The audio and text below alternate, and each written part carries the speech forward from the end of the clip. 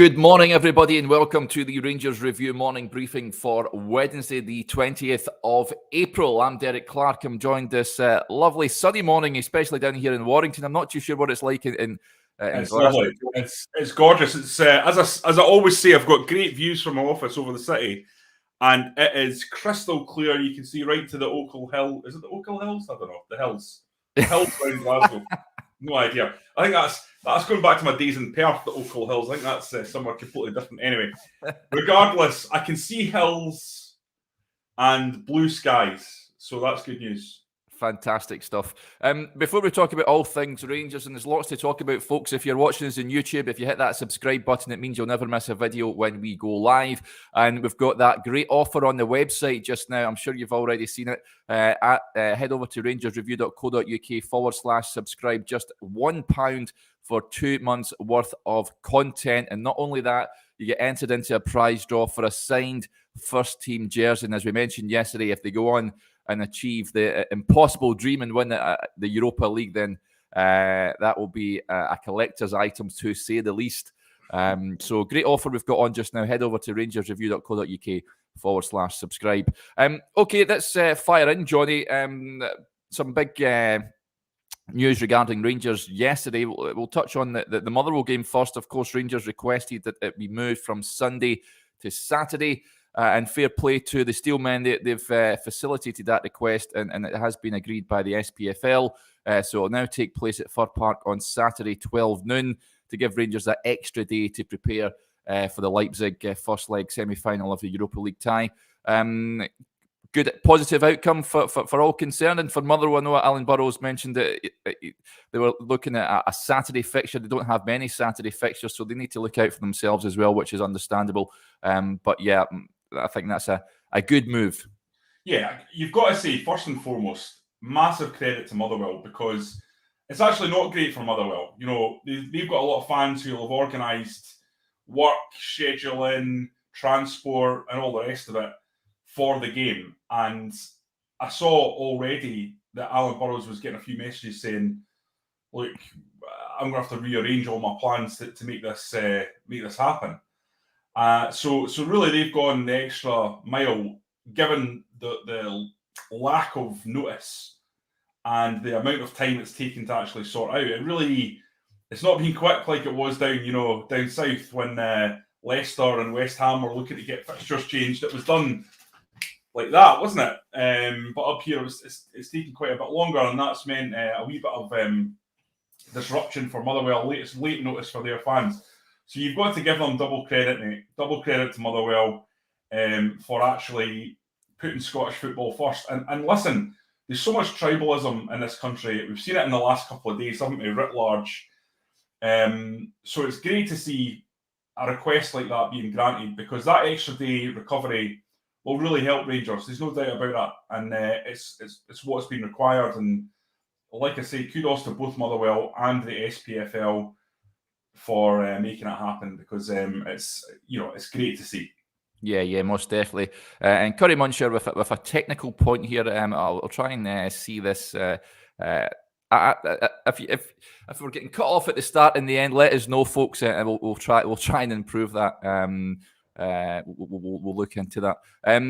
Another big talking point yesterday, Johnny, was the fact that VAR has finally been, will be introduced into Scottish football. The 42 SPFL clubs had a vote on it via email. Just one rejected the idea, so it will be introduced at the end once the World Cup ends in December.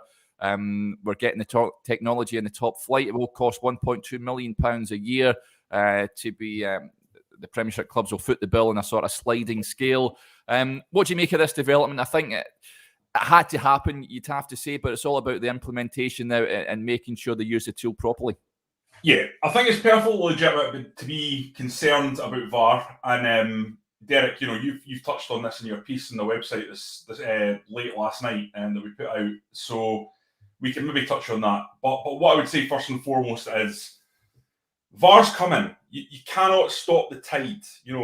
The famous King Canute, or I think that's how you pronounce it, was raging against the tide. And that is what this is if you're anti-VAR. you cannot not have VAR because everyone is going to have it and the league is going to be a backwater and VAR is going to get better and better. We've already seen how different it is today compared to when it was first implemented in Serie A, for example, where it was a calamity when it first came in because there was different interpretations how you use it. But now, if you look at the Europa League, if you look at the Premier League, a couple of seasons in, they've got it down to not a fine art, but it's much more bedded in. People understand how to use it. There will be issues, Derek. Yeah. And I would say people are going to have to be quite patient with it because the first time there's a huge delay or they get something wrong, people will be like, this is, get rid of VAR. That's what's going to happen. But if we look at other countries, there's always controversy at the start. And then slowly but surely, people get used to it. They adapt to it and they get it right. And the same will happen here. But the key thing for me, as you said in your piece, it's about how they use it. And I think they have to make sure they're only getting involved when it's clear and obvious. And the better the communication and the SFA's communication is around this, the more easily this will bed in. So we need a statement after the game, or we need to understand if something isn't called, that it's because it wasn't deemed clear and obvious. I would even say, and perhaps even reasons why, just at first to make sure people sort of get their heads around what this is. But certainly there needs to be an understanding that it can't be, for me, going back on all the tiny little things in a game. It needs to be stuff that is, well, that's a fundamental error that's changed the course of the game, that whether it be a red card or a penalty or an offside, these type of things. So I hope that's how they use it, and it's going to be really, really interesting. It's certainly going to give us plenty to talk about in terms of the way they implement it, Derek. But it's coming, and you've just got to accept it. That's the main thing. And you look at how it's been used in the Europa League. That's not affected the atmosphere. In fact, the atmosphere in Ibrox this season, I would argue, has there ever been a better season for atmospheres at Ibrox? In my sort of football attending lifetime, I don't recall it. No. So that's with VAR. So I think that skewers that argument stone dead. So This point by Scott's Wilder, I agree with. I think the main thing with VAR is it gets it right. It might not be popular, but the correct decision is almost certainly reached. And as I pointed out in my piece yesterday, the pantomime surrounding Bobby Madden from Sunday's semi-final, you'd hope that would end because we will get the right decision and it would stop pundits who should know better chastising the referee and making ridiculous claims and what have you. So that is the ideal scenario, Johnny. But again, it's who we get to look at the monitors. Will the referee go to the touchline and look at the monitor himself? I know the games I've covered in the Premier League, I know they've changed it now, but the referees weren't going over to the pitch side monitor, which was causing just confusion. And it was just a group of guys in London, in Stockley Park, making a decision away from the heat of battle, which was just making supporters and players and all that just bewildered at what was going on. Well, it takes away the fundamental aspect of football, which is that the referee's decision is final. Yeah. And that's in the IFAB rules. So I don't know how they managed to square that circle, to be honest.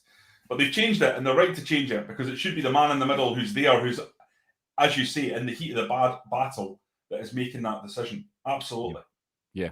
And I also agree with Scott Kieran there, Kevin. I pointed that out as well. It's time to consider full-time referees. I think that they're paid handsomely enough. Top-flight football should have referees dedicated to the game. So I think that's the next step for the game in Scotland. There's no doubt about it. VAR will still be a circus, Derek. That's the thing. It will still be a circus, and you'll still get pundits complaining about VAR. Here's the thing, right? I just want to reiterate this. I don't have a problem with people criticising referees. That's fine. And fans, of course, are going to criticise referees. That's just par for the course. But what I've been sort of annoyed about on Twitter and been kind of going on about probably a little bit is just the level of analysis around this game from some pundits has been entirely focused on the referees, much to the total expense of the game. And that's my problem. As you say, these people should know better. It's irresponsible. They're not fans. You know, they should be giving some kind of balanced viewpoint of the big picture. And if Bobby Mann's part of that big picture, that's fine. You know, we will criticise referees on this show. We will. You know, I don't particularly think the standard referee in Scotland is very good. But it's the way and the manner in which this has been done in the aftermath of this game has been incredibly, incredibly over the top. Will VAR change that, Derek? I don't think so. I really don't, because we live in a country where people are now talking about bussing in from London. I say bussing, I'm getting criticised for even saying that on Twitter.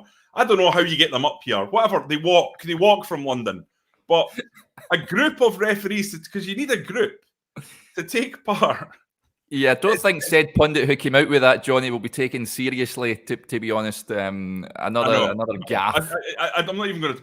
Let's not even go into it, because I'll just start on another rant. Okay, Well, let's move on to more things, Rangers. And John Dooley makes an interesting point. I want to touch on this because Gary Kermody's written a piece on the website this morning, Johnny, with regards to Conor Goldson. He says, what are your views on the Conor Goldson situation?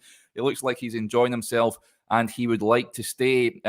Now, I think I touched on this last week. We're not talking about his contract situation anymore, are we? Because he's certainly putting in performances that have been top drawer. And on Sunday there, we've seen that the images, of course, of the video of him just soaking in the atmosphere, just looking towards the Rangers supporters. And you think to yourself, wherever he goes, he's not going to receive the same adulation as he does at Rangers. Now, of course, footballers are human beings. There might be family issues. You might want to move back down closer to home. But what's your take on this? Do you think Rangers and Conor Goldson can come to some sort of agreement? And can you see him staying next season? I can, Derek. I've got to be honest. I think you'd love to see Conor Goldson stay at Rangers because he's so important. But to me, it does look like John Souttar has been brought in as the Conor Goldson replacement because he's a similar kind of player. He can ping out from the back. He develops the ball through the thirds. He's a leader at the defensive line. So to me, it doesn't seem like he's been brought in, to partner Goldson, given that mostly Rangers have preferred to have a left footer. Steven Gerrard, when he was making these signings, Helander was to partner Goldson, and then Simpson was to be the backup to Helander. So no, I don't think Goldson's going to stay. He's not signed a contract. We're now in April. I believe that the deal is still on the table and that Goldson could turn around and sign it. I've got a hunch, Derek, about this, right? And before anyone gets excited or asking me where I've got information from, it's a hunch. It's not, there's no information behind it, right? But I've always had a hunch that Conor Goldson might end up at Aston Villa at the end of the season. Steven Gerrard and him had an unbelievable relationship. They know better than anyone what Conor Goldson's capable of. I don't think it's a big stretch for Conor Goldson to go from the high level he's playing at the Europa League down to the Premier League at Aston Villa. I'm not saying he's going to be necessarily a first pick, but I actually look at that Villa defence and think to myself, is Mings really better than Conor Goldson? He'd get a game. Yeah, he'd get a game. So if Villa can pick him up on a free, it's just absolutely, it's a no-brainer for them. And I just wonder if they think he's just like the perfect personality to go down there, help them put a stamp on that dressing room. They know what he's about. He never gets injured. He always plays. It just seems obvious to me, Derek. And again, don't have any inside information on it. But it's one of those that in football, quite often the narratives write themselves, and it seems to me that it's one of those ones that has got the potential to happen. Yeah, the point is a valid one from CGM55. Alexander Cameron also gets in touch as well with regards to Balogun and Helander being injury prone. Goldson has pretty much played every single game since he's arrived. He's robust. You can rely on him, and that's the thing. John Shooter is going to arrive in the summer. He's been out for some time. There's a bit of worry there. Hopefully, he's back before the end of the season and can play some part, not in the final game, hopefully, but in the, for Hearts and get back to fitness. But he's one that's had his injury troubles in the past, Johnny. And Rangers have got a number of players that are injury prone, aren't they? They need players like Conor Goldson you can rely on to go to the well every single week and not worry or concern yourself that they're going to break down. Yeah, and Scotland's such a robust league, Derek, where you're going to be physically tested week in, week out. So you need to have that power about you. Now, there's so many players that have come into Scottish football with injury problems over the years, and that's why, with the level of their talent, that they ended up in Scottish football. You know, you think back to Nico Canchar and people like that, you know, and the line is always, if they can get fit and firing, what a player. But you know, Aaron Ramsey has been like that, to be fair, you know. Yeah. But it's hard to get fit and firing in such a physical league if you've got problems with injuries. Yeah. So Goldson gives you that unbelievable stability at the back. He's been brilliant for Rangers. He's underrated, Derek, and he's one of these players. I promise you, when he's gone, you will notice that he's gone. Yeah. And it's not just his defending, and his defending is very good. But he's in the 4 years that he's been at Ibrox, he's turned into an unbelievable ball-playing centre-back. Yeah. The accuracy of his diagonal passing has been absolutely outstanding. Now, you saw the goal where he picks out Tavernier. I mean, Tavernier does unbelievably well as well. I mean, he takes it down on his chest, one touch into the box. Chest control, first time. Unbelievable. But Goldson, what a pick out that is. And he does it all the time. His long passing is unerringly accurate. And that's another reason why in the Premier League, where transitions are so important, if you've got a guy that can put it on a sixpence from 55 yards, that's going to be attractive. I'm surprised there hasn't been more transfer noise around Conor Goldson. That's another reason why I think there's a possibility that it's a fait accompli. Because this is a guy that's now in the Europa League semi-final, available for a free, linchpin of the team, a guy who's 29, who's homegrown, and we know how important that is in the Premier League. It's incredible. There's no talk. There's no paper talk around this player. Yeah. How can that be the case? Yeah. It's been interesting. I mean, it's likely that he is going to move on in the summer, but during his time at Rangers, I don't think there's been any murmurings, any noise with regards to him leaving or teams putting in bids, which has been a strange one. But you wonder if his problems that he had at Brighton with his heart could be a facilitator to that. But as we've just said, you know, you just look at his performance levels over the last 4 seasons and how often he's been injured. He's never been injured.